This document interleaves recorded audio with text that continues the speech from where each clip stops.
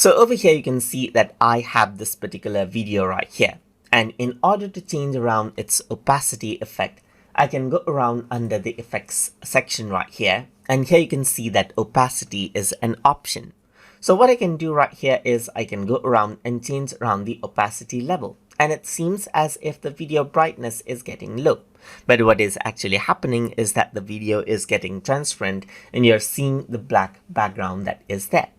You can also go around and add in, let's say, for example, fade in right here, which adds in a time of opacity, as you can see right here, so that it grows over time from 0 to 100%. So the transparency is going from 0 to 100% right here. And over here, if I were to fade out, then you can see that this is what you have. The transparency is going around from, let's say, 100 to 0 right here.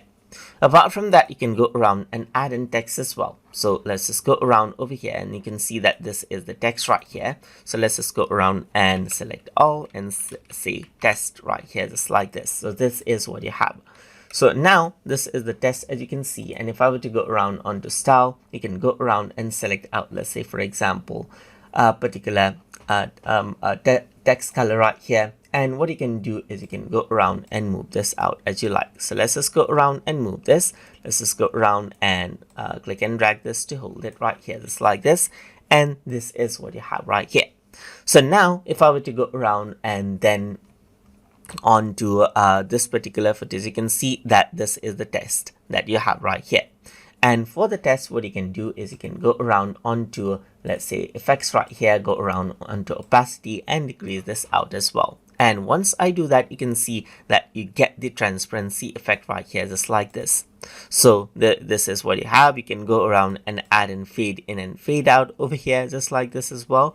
And this is what you have right here, just like this as effect. So that is how you can work around with the opacity effect inside of Adobe Premiere Elements.